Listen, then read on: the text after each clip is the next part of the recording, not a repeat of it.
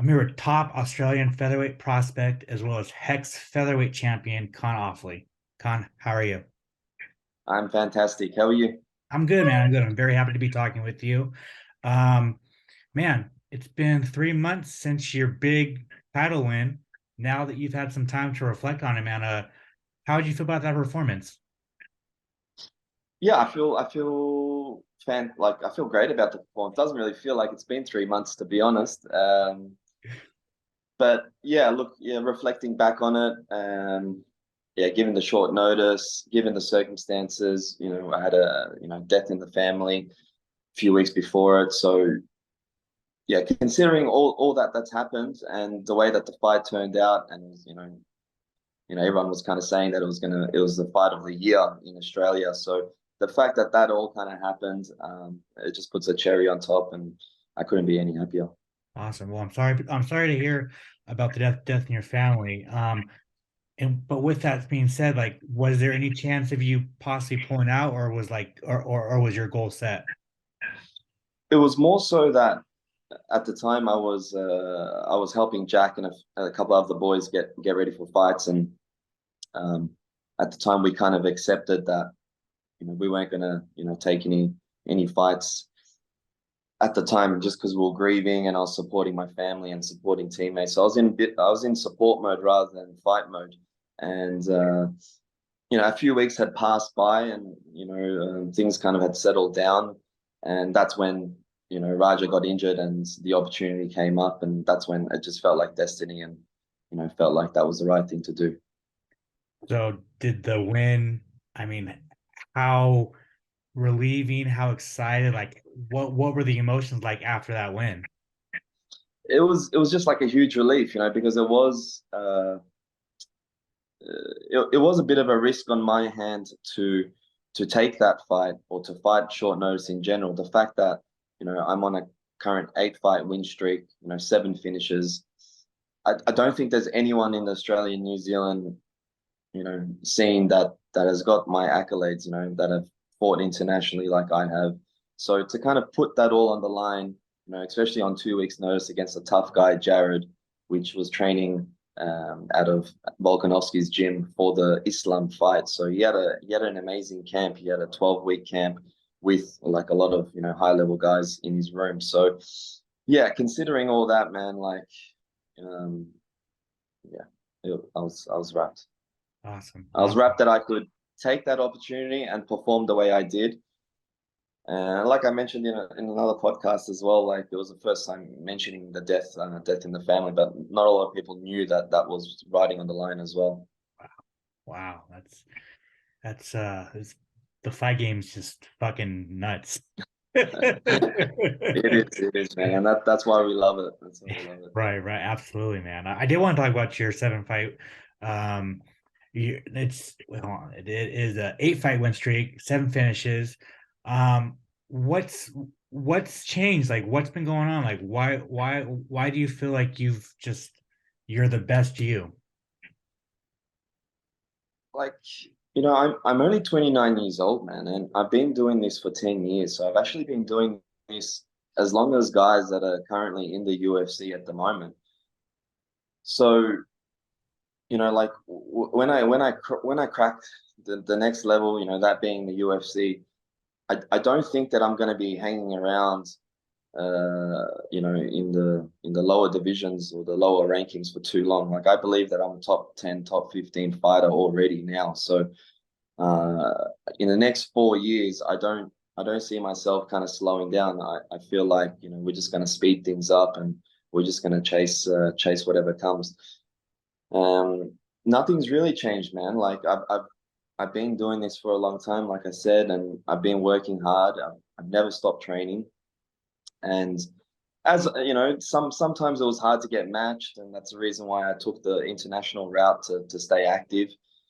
And I think I've had 4 fights in the last 8 months, 9 months, or something like that. I'm not too sure, but I've been active as of late, and it's more so because I've taken short notice fights. Like these guys, they don't want to fight me with a full camp.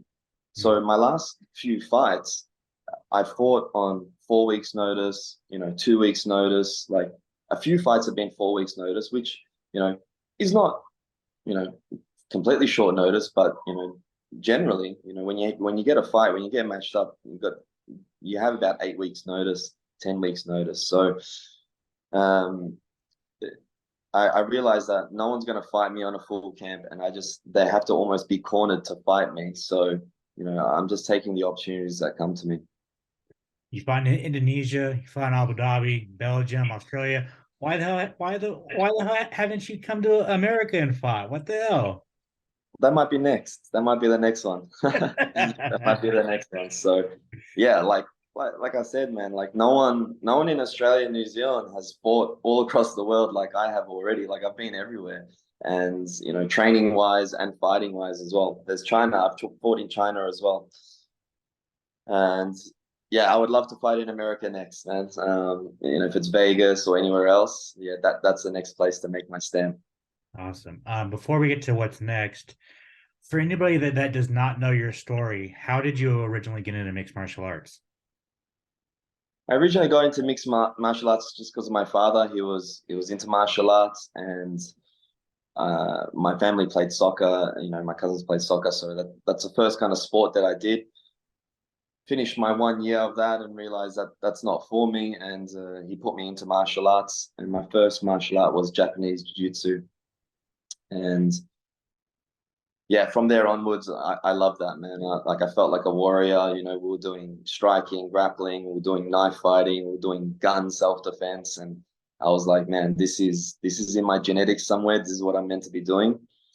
And that's when it just kind of evolved into grappling, into striking, and along the way, I've had some rough circumstances with my family, and my dad, passing away. I had a few suicides. Some people close to me, and this sport was the only thing that kind of kept me on track. It kept me on the right path. You know, Otherwise I'd probably be in jail, or I could even be dead, to be honest. Like, it's not easy out there, you know what I mean? So if you don't have a good support network, if you don't have a good family, you don't have any bloody schooling or anything behind you, life can be quite hard. So I'm really thankful that MMA has given me the opportunity to, you know, to stick to a sport, to stay healthy, to meet amazing people, to be able to travel. So I'm blessed. Seems like you know, you're not only a fighter inside the cage, but you're fighting outside of the cage. Like you're fighting for, you've been fighting your whole life, fighting emotions, just fighting everything around you, right? Is that kind of correct? That's 100% correct. And if you ever watch my fights, or more so if you're at my fights, that's what that energy is, man. Like, I walk out to the cage and everyone's like no one's going for a smoko break when I'm fighting. You know what I mean? Like no one's going to go get their beer when I'm fighting. Like everyone's got their eyes on me. People that know me and people that don't know me. And I'm gonna have the same energy for my first UFC fight. I'm gonna be walking out, and all the eyes are gonna be on me. They're gonna be like, "Who the hell is this guy?" Because I'm someone that's fighting for something more than just the sport. I'm not competing. You know what I mean? I'm fighting for my life. So I feel sorry for the guys that are in front of me, because they've always got a hard task at hand. But at the same time, that's what makes me exciting. That's every fight that I have is exciting. Yeah, no, for sure. I mean, for the hardcore fans who have been watching you for a minute, you are must watch television, like you said. But for the casual fan who hasn't watched you fight, how would you describe your fight style? Explosive finisher. Like I'm not. I'm always looking for the finish. You know what I mean? Like, 7 fight win, 8 fight win streak and 7 finishes. I don't really have like a slow pace, you know what I mean? Sometimes I would wish that I did, but it's usually just explosive right away. I'm a pressure fighter. I'm a submission hunter, and I'm just all round. Like I'm just an all rounder. Like I long time ago, like when I first got into MMA or martial arts in general, UFC was obviously just kind of starting, and it was around. And early on, I knew, okay, there's guys that are really good grapplers that can win, or there's really good strikers that can win. And early on, I knew if I'm gonna do this for the long haul, if I'm gonna do this for the long run, I'm gonna have to be all rounded. So my whole journey, I've always tried to be, really good wrestler, really good grappler, really good striker, and constantly sharpening. Like I have phases where I'll focus on my striking, and I'll have phases where I focus on my grappling. And to the fans that know me and to the casual fans that don't know me, there's still so much more that's going to come out in my fights. Like what I've done in my fights have been on the back of short notice fights and also on the back of injuries too. I've had a few fights with injuries, with a broken hand and whatnot. Like I fought Jeremy Pakatu on Brave, and I was a B-side and I had a broken hand. So these stories I don't really tell to anyone. And if you watch that story, I completely dominated him. You know, so there's a few other times that I've had injuries going into fights that a lot of people would pull out of the fight, but I've still gone in and made it work. And that's my style, man. That's my style, and that's why it's always going to be exciting. How did you end up at Absolute Mixed Martial Arts? I was training at a few gyms in Melbourne, and I needed to change things up. I felt like I hit the ceiling in my training room. I was the best in my room, so I simply needed challenges if I wanted to grow. I needed to be losing, in the room, and also at the time, like I was struggling to get fights, and I was doing really, doing it hard with, financially. So for a moment, I actually quit. I said to myself, "Man, I'm gonna have to maybe stop chasing this dream and do something else." And I sat at home for about a week or two, or a few weeks, and realized there's not really much else I can do. Like I was like, fuck, like yeah, like what am I gonna do? What do I enjoy? And I don't enjoy anything else. So that's when I decided to sell my car. I sold all my belongings. I sold everything, and I decided to come out. It was either going to be Thailand or Bali, and I had a few friends in Bali that had moved from Thailand. So I decided to come here, and I met a lot of good guys that are fighting one championship, and guys that are fighting UFC as well. And that's where I kind of started my international, um, fighting fights. And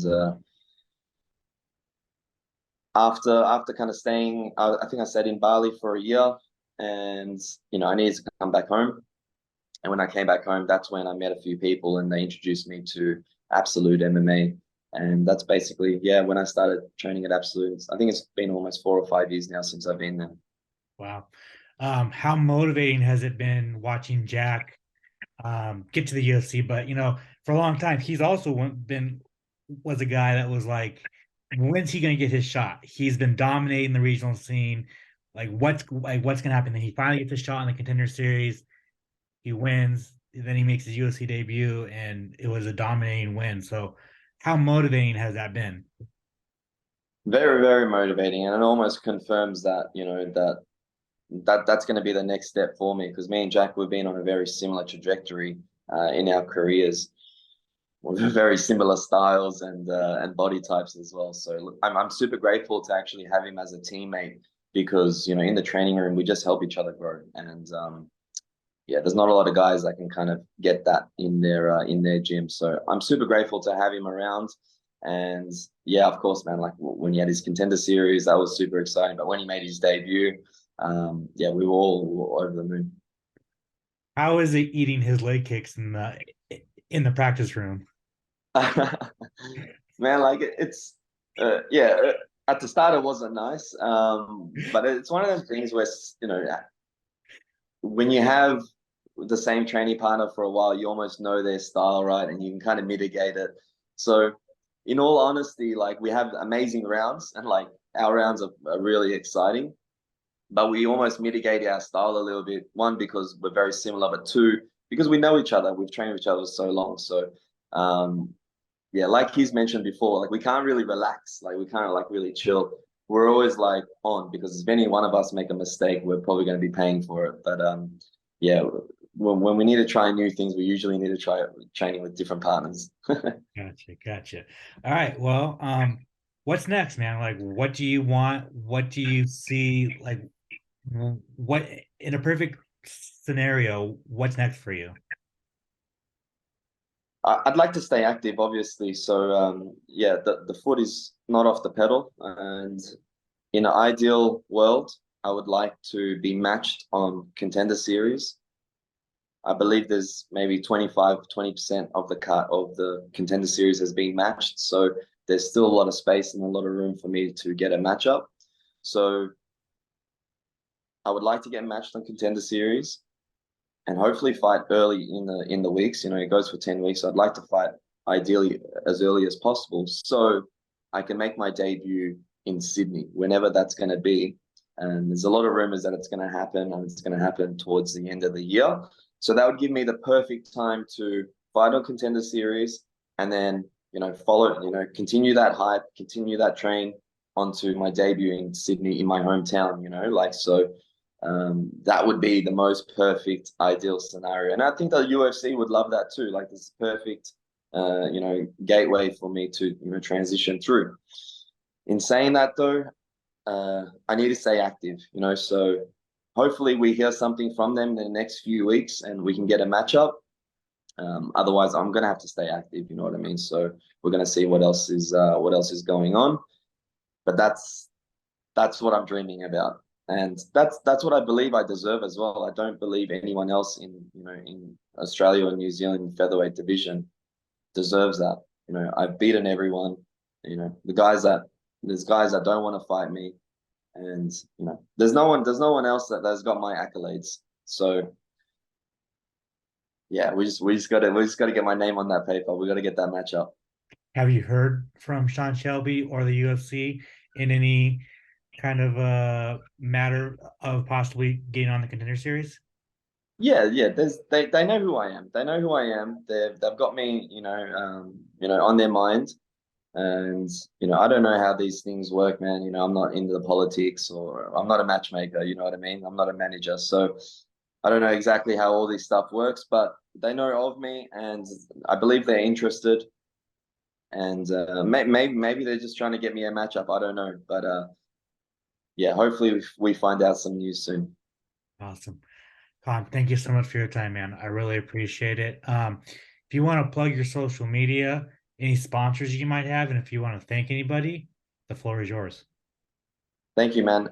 Triple Eight Real Estate, Royal Stacks, are my sponsors. I've got a few others, but they're my major sponsors at the moment. I'd like to thank Absolute MMA. I'd like to thank Soma Fight Club, Bali MMA, helping me train currently in Bali, and obviously my management team, Rival, as well. And I'd like to thank you for having me on, and I appreciate your time. My pleasure.